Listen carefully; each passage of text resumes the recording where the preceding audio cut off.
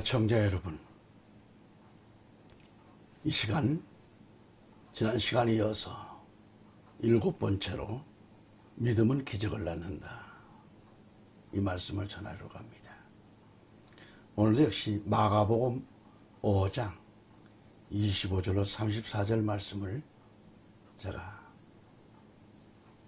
봉독해 드리고 말씀을 이어갈 겁니다.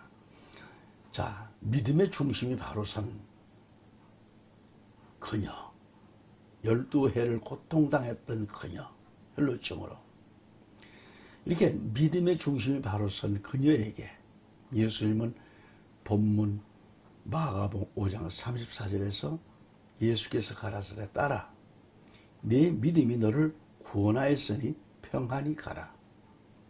내 병에서 놓여 건강할지어다. 아멘. 이 말씀 한 절만 봐도 얼마나 여러분 큰 은혜입니까? 예수께서 말씀하시기를, 딸아, 네 믿음이 너를 구원했다. 너의 가진 그 믿음이 너를 구원했다. 평안히 가거라. 내 병에서 놓여 건강할지어다 라고 했습니다. 아멘. 예수님께서 이렇게 말씀하시자 즉시 그는 믿음으로 구원을 받았고 믿음으로 살았습니다. 평안을 맛보았습니다. 건강의 복을 누리게 되었습니다. 이제는 지옥처럼 여겨졌던 세상도 천국으로 바뀌었습니다. 그러므로 우리도 이 여인과 같이 예수 그리스도께 피권하고자 하는 그런 믿음이 불타야 된다. 소망이 불타야 돼. 생명의 위협이 촉각에 달려있는 환자가 급히 병원을 찾아가듯이 우리는 주님을 핍근해야 합니다. 핍근이란 절실하게 가까이 다가서라, 그런 얘기입니다. 주님을 아주 가까이 해야 합니다. 그래야 수술받습니다. 예수 그리스도를 영접한 큰 믿음이 축복인 것을 믿는 거지요. 아멘. 옛날에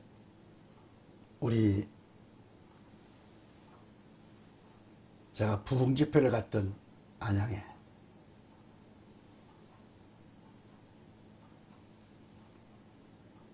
집사님 한 분이 그렇게 정말 전적인 의지를 가지고 하나님 앞에 매달려 기도했던 분을 내가 봤습니다.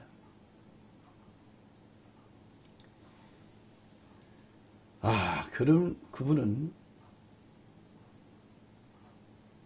자기 집에 초대를 해서 갔는데 어머니가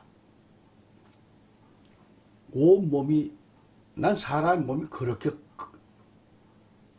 이렇게 누르면 무슨 스펀지 누른 것 같아요.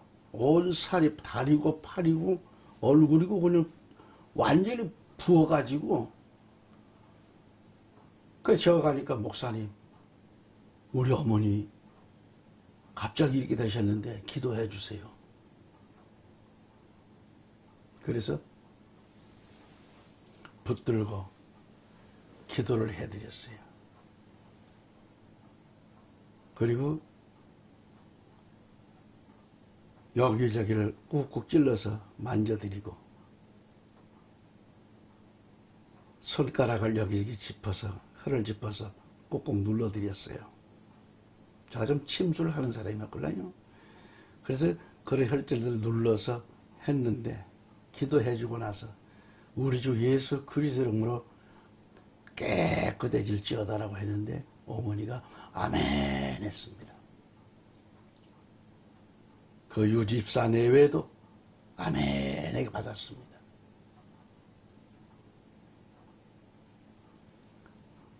그럼 무슨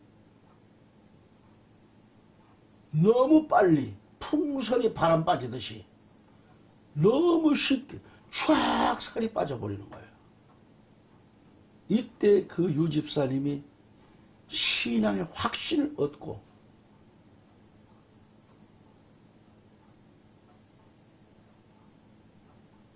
제가 기도원에 올라가서 집회할 때마다 따라다녀서 그리고 본교회 가서 주일은 섬기고, 그분의 직장은 또 안양인데 무슨 방직 공장인가 그래요. 거기 가서 일하신대. 후에는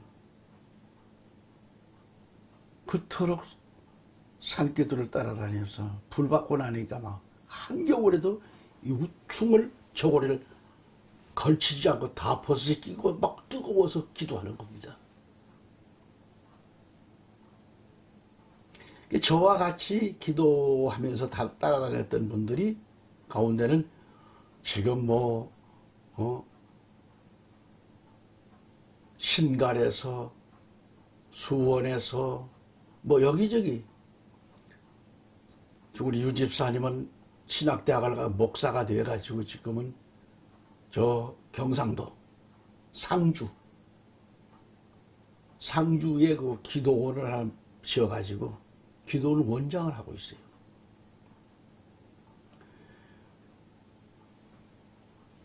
하나님께서는 나는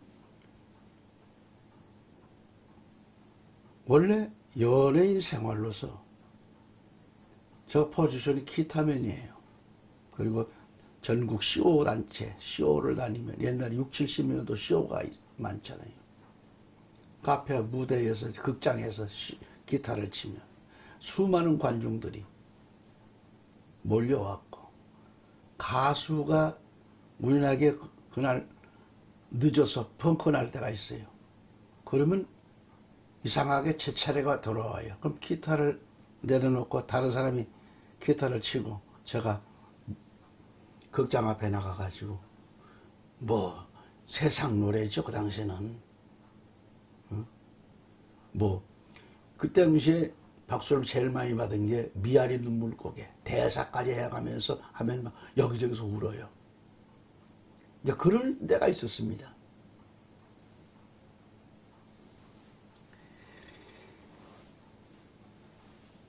여러분, 그런 사람이 은사의 은자도 모르는 사람이 성경 찬송을 겨우 기도하면서 신학을 가게 되고, 그리고 전도사로 임명받고, 주일학생들을 처음 맡았을 때 난생 처음 목회자라는 꿈도 못 꿔본 사람이 갑자기 신학을 가서 전도사가 되고 교회에서 임명받고 주일학교를 맡았어요. 주일학교를 맡았는데 주일학교 앞에 무슨 설교를 해야 될지 땀이 쏟아지는 겁니다. 그러면 밤새 주여 주여, 어린아이들에게 어떤 설교를 해야 됩니까? 그렇게 기도하면서 어린아이 앞에서도 그렇게 땀 흘리며 설교를 했던 적. 목사님께서 또 신방전도사라다가 저를 임명시켰는데 수원에서도 남창동 쪽에 발달로 제일 부자 동네에 신방전도사가 됐어요. 그 당시에 70년, 80년 초까지 냉장고 가리가 흔치 않았습니다. 근데 제가 맡은 구역에 신방전도사가 임명받아서 갔는데요. 우리 교회에 장로님들이, 권사님들이 제일 많이 사는 동네예요. 그 장로님, 권사님, 이제 신학생이, 1학년생이 신방전도사를 맡았는데 갑자기 아무것도 생각 안 나요. 성경 찬송을 들고 마음속으로 엄청 떠는 거예요. 그런데요, 그 구역에는 한겨울인데도 그 당시에 딸기가 나오고, 제가 놀랐어.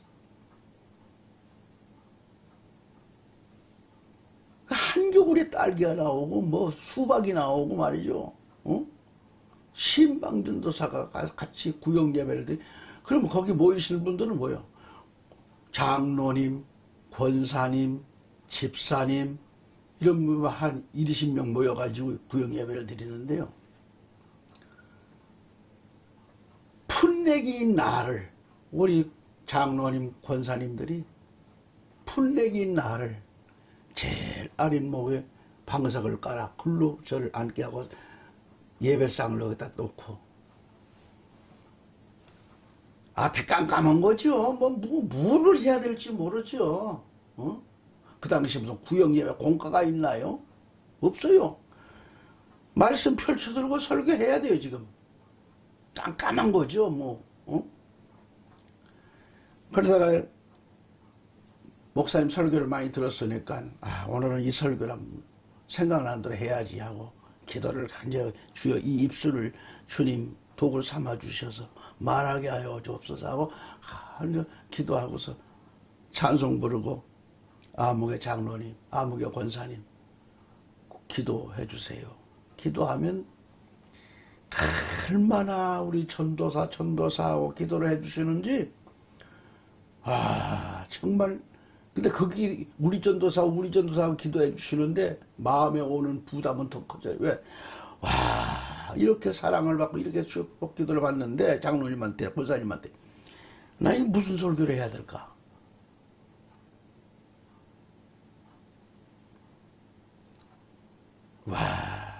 정말 앞이 깜깜한 거예요. 저 기도가 끝나자 목사님 말씀 전해주십니다. 그러면 성경 말씀을 펼쳐놓고는 읽어야 되겠는데 전혀 자신이 안 생겼죠. 떠는 게 왜? 장로님이야. 장로님들이 몇 분이다가 권사님들이 앉아있죠. 집사님들이 앉아있죠. 평신도들 평신도들 앞에서는 좀 하겠는데 장로님, 권사님이에요. 날고 기는 분들이요.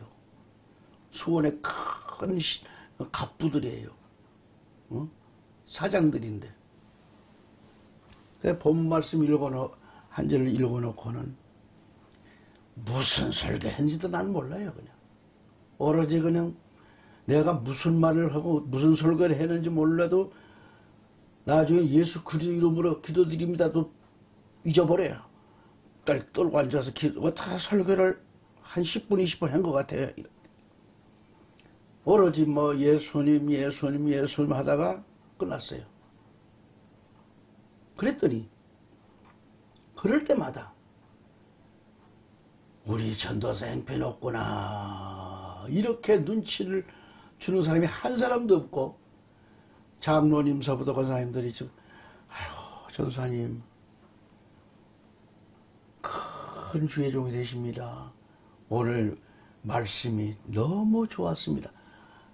몸둘 바를 모르죠. 엉터리같이 했어도 그렇게 격려를 해주시는 거예요. 그것도 설교라고 했으면 그 다음날 교회 못 나가지요. 그래서 신방을 하고 교회 가서 더 보고하고 그러면서 기도 생활을 더 깊이 들어가는 거죠.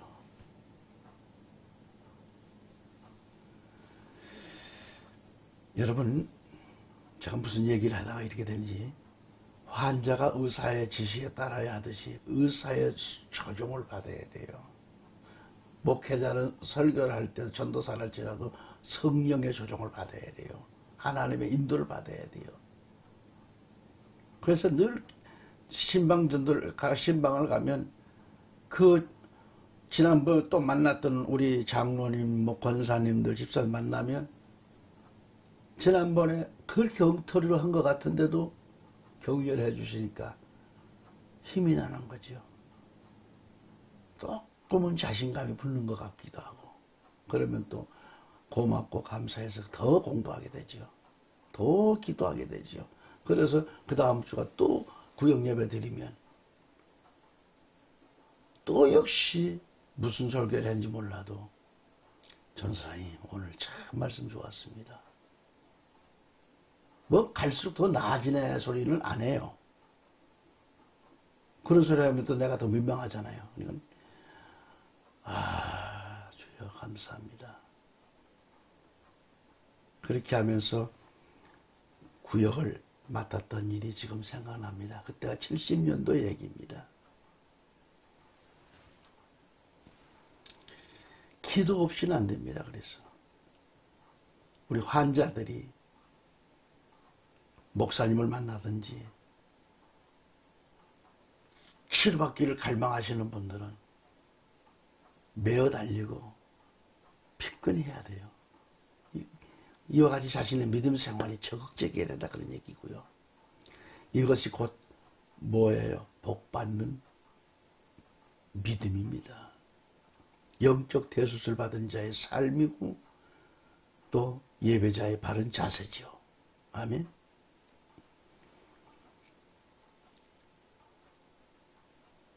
자, 지금까지 우리는 자신을 수술하고 치료받기 위해서 어떻게 해야 한다고 했는가? 첫째는 내 생각, 내 방법, 내 고집을 치료받아야 된다 그런 얘기죠. 둘째는 병의 원인을 알기 위해서는 진단이 필요하다는 얘기를 했고요. 셋째는 적극적인 노력, 적극적으로 노력하라는 얘기를 해드리면서 이 시간까지 왔습니다. 네 번째는 자, 뭘 가져야 되는가? 적극적인 소망이 필요합니다. 소망을 가져라. 적극적인 소망입니다. 가령 믿음으로 대수술 받는 기적은 뭐냐? 그게 바로 적극적인 소망입니다. 매우 필요한 말씀인 거죠. 적극적인 소망을 갖지 않고서는 어떻게 할 것인가? 이제 우리는 간절한 기도, 이 불타오르는 기도가 필요합니다. 적극적인 기도의 자세가 필요합니다. 여러분, 기도란 뭐예요? 기도는 하나님과의 대화라 그랬잖아요. 이 시대의 성도들은 교회는 다니는데 기도가 없는 벙어리가 너무 많아요. 벙어리. 하나님 앞에 와서도 말 못하는 벙어리가 너무 많아요. 여러분, 뭐가 어렵습니까, 기도가? 기도가 어렵다고 생각하고 기도 못한다고 하면 여기 정목사 기도 제일 못해요. 그러나 항상 솔직한 기도입니다. 남들처럼 앞뒤가 웅장하고 아주 화려하게 막 여러 가지 섞여 이것저것 나오는, 어떤 분은 창세기부터 요한계시록까지 다 읊으면서 기도를 하시죠. 나는 그런 존재는 안 됩니다. 그러나 짤막짤막해도 오로지 짧은 기도, 그 속에서 하나님 앞에 오로지 드려지는 말씀, 고 하는 것입니다. 마치 자식이 아버지 만나서 대화하는데 거기에 무슨 격식이 필요합니까? 아버지 가라사대 아버지께서 이럽니까? 아버지 저 이런 거 이러는데요, 이런 게 필요해요. 그러지요. 엄마 이런 거는 필요한데 그렇지, 이런 거 필요하다. 뭔 거기에 무슨 어려울 게 있어요? 그렇게 대화하듯이, 주문하듯이 하나님 앞에 내 모든 걸 맡기고 내가 기도할 제목을 정해서 아버지 앞에, 아버지 나 이게 필요합니다. 아버지 제가 주님 영광을 위해서 이렇게 제가 살아가겠습니다. 대화가 되는 거예요. 어떤 사람은 20년 30년 믿어도 벙어리야. 여러분, 대화가 없는 가정은 삭막하잖아요. 기도가 없는 교인은 말 못하는 벙어리와 같은 거예요. 그래서 하나님은 항상 나와 함께 하시며 나와 함께 대화하기를 원하시는 게 하나님이세요. 부모는 자식의 요구를 들어주듯이 하나님의 백성도 우리는 하나님과의 대화를 해야 됩니다. 그러니까 이 성도들의 기도는 하나님께서 우리에게 주신 특권이고 권리예요.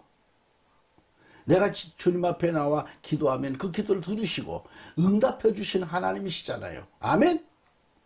마가복 5장에서 혈루증으로 12년 동안 이렇게 고통을 당해왔다는 이 여인, 11년 동안 혈루증으로 아픔을 겪었던 이 여인이 예수 그리스도를 영접했어요.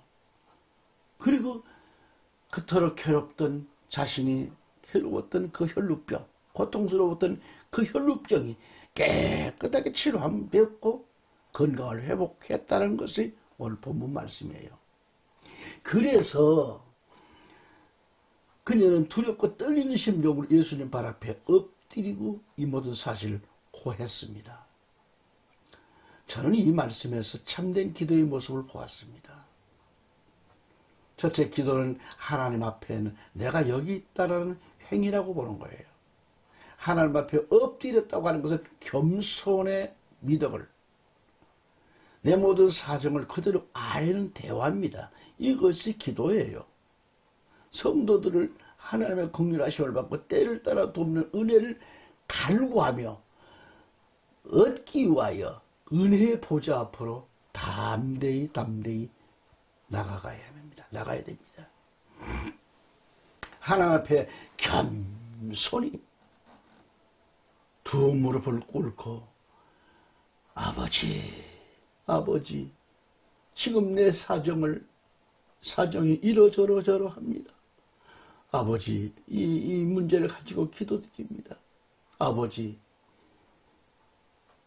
이 뜻대로만, 내 뜻대로만 없이고 아버지의 뜻을 따라서 생각나게 하시고 그 말씀에 의해 살겠사오니 이 문제만큼은 주여 해 주옵소서. 그 사정을 낱낱이 주님 앞에 고하는 겁니다. 그때 은혜와 사랑이 충만하신 하나님은 미쁘시고 의로우셔서 나 같은 죄인의 소원을 다 들어주시고 응답으로 해결하여 주신다는 사실을 믿으시기 바랍니다. 저는 그런 모습이 너무 좋아요. 그런 걸 많이 봤어요. 하나님께서 내 소원에 귀를 기울이시도록 내가 바른 믿음을 가질 때 마치 마른 땅에 샘물이 흐르듯이 기적이 터져 나오는 것을 믿으시면 아멘. 축복의 강수가 쏟아지고 넘치는 것을 믿으시면 아멘. 이 사실을 우리 주님께서는 친히 약속하시고 구하라고 말씀하신 거예요. 그래서 마태복음 7장 7절로 8절에 여러분 잘 아시는 말씀이죠. 구하라.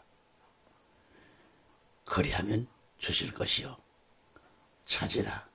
그리하면 찾을 것이요. 문을 두드리라. 그리하면 너희에게 열릴 것이니. 구하는 이마다 얻을 것이고 찾는 이가 찾을 것이요. 두드리는 이에게 열릴 것이니라. 이렇게 말씀하셨습니다. 아멘. 요한복음 14장 14절 기억하시죠? 내 이름으로 무엇이든지 내가 구하면 내가 아버지가 시행하리라. 내가 해결해 주마 이 말이죠. 야고보서 5장 14, 15절에 너희 중에 병든 자가 있으면 저는 교회의 장로들을 청할 것이요. 그들은 주의 이름으로 기름을 바르며 위하여 기도할지니라. 믿음의 기도는 병든 자를 구원하리니 주께서 저를 일으키시리라. 이렇게 말씀하셨어요. 아멘. 우리가 하나님 앞에 나와 기도할 수 있다고 하는 것은 여러분 이건 놀라운 은혜가 아닐 수 없습니다. 은혜입니다. 오직 여러분 하나님의 인애와 하나님의 진실을 믿고 하나님의 약속을 믿기 때문에 그래요. 하나님은 구하는 자들에게 좋은 것들을 아끼지 아니하시는 전능하신 하나님인 것을 보여주고 계세요. 그러므로 우리는 믿고 기도하시되 이제는 될 줄 믿고 하는 겁니다. 될 줄 믿고 그리고 확신을 가지고 하는 겁니다. 그리고 내 모든 사정을 낱낱이 하나님께 아뢰는 겁니다. 그래서 베드로전서 3장 12절에 뭐라고 말씀했지요? 주님은 우리의 모든 간구에 귀를 기울이신다. 이렇게 말씀하셨어요. 아멘. 하나님의 뜻대로 무엇이든지 구하는 것은 받은 줄로 믿는 것이 곧 응답이 이루어지는 거예요. 우리는 하나님이 우리에게 주신 이 계명을 지키되 하나님이 기뻐하실 수 있는 행위가 절대 필요하다는 얘기죠. 오직 주 안에서 기도로 시작해가지고 예수 그리스도의 이름으로 그 기도가 맞춰져야 하는 거예요. 아멘. 할렐루야. 응? 제가 복음성가에 뭐 이런 찬송 있잖아요. 이제 내가 살아도 이제 내가 살아도 주 위에 살고 이제 내가 죽어도 주 위에 살니 주 위에 사는 거 응? 응? 그러므로 나는 응? 오로지 주님께 영광 돌리는 이 삶이 말이죠. 사나 죽으나 말이죠. 다섯 번째로 생각할 것은 뭘까? 기적은 뭘까? 치료자가 되신 주님을 만나라 이거예요. 치료자 되신 주님을 만나라. 여러분 믿음으로 여러분 좀 영적인 거 육적인 건 수술밖에 원하십니까? 대의사가 되신 치료자 예수님을 만나십시오. 우리는 예수님의 신유를 믿어야 돼요. 육신적으로도 중환자고 영적으로도 중환자는 치료자 되신 예수님을 만나야 됩니다. 만나서 자기 자신의 모든 것, 왜 병에 걸렸는지, 왜 이 모양으로 살았는가를 다 낱낱이 고하고 아버지 잘못했습니다. 그리고 회개하고 만나야 돼요. 온갖 죄악으로 중독되어 버린 인생이라면 남을 속이고 교회와 주의 사자님의 가슴을 아프게 했던 내 인생이라면 말이죠. 어떻게 이걸 회개하고 치료자 되시는 예수 그리스도를 만나야 되는 거라 그런 얘기죠. 여러분 나 같은 죄인을 온갖 죄악으로 중독되어 버린 나를 불쌍히 여기셔서 구원해 주셨는데 남의 가슴에 못질을 하고 주의 종의 가슴에 못질을 하라고 구원해 주신 것은 아니잖아요. 만일 그랬다라고 하면 예수 그리스도는 십자가상에서 피 흘려 돌아가시기까지 나를 사랑하지 않았을 겁니다. 우리 예수님은 내가 온갖 죄로 더러워졌을 때 울고 계실 것입니다. 내가 너를 불러서 집사로 세워놓았지 않느냐. 응?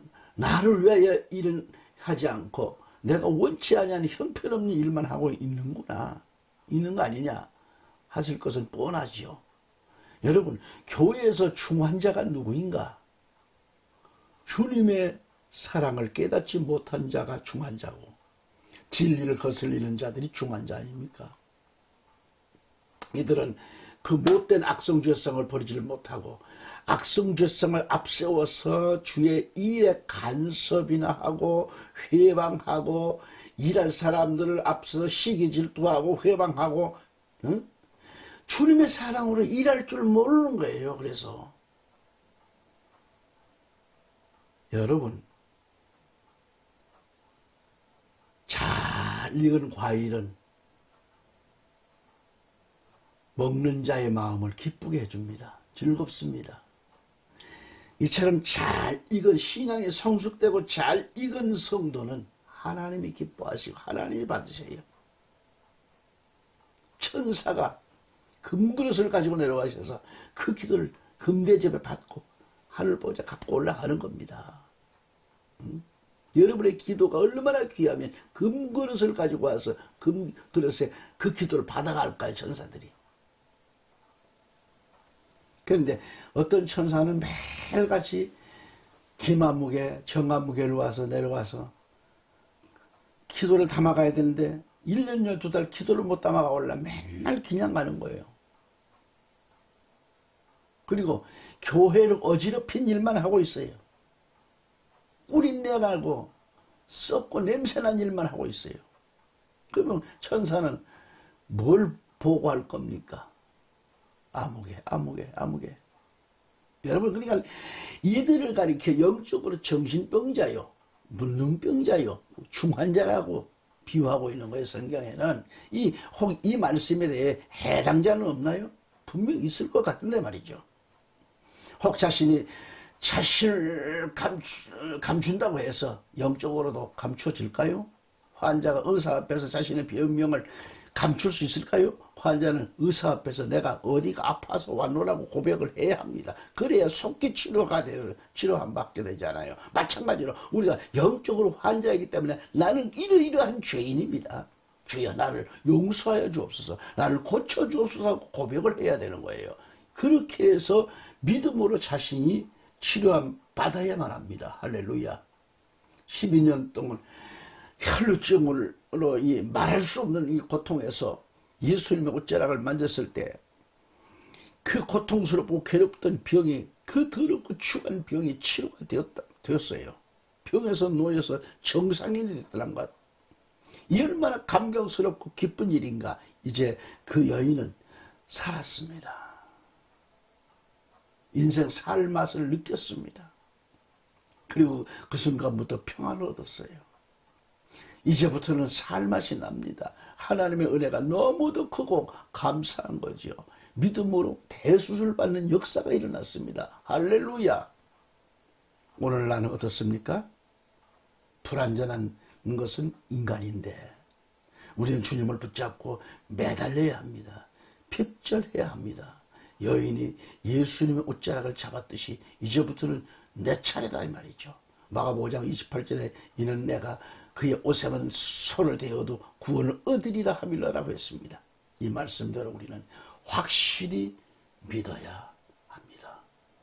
이 여인은 구원을 얻으리라는 믿음이 있었습니다. 그리고 기도가 있었습니다. 확신이 있었습니다. 그녀가 어떤 신앙교육을 받았는가? 신앙교육도 그 무엇도 없었습니다. 그녀는 오직 예수님의 소식이에요.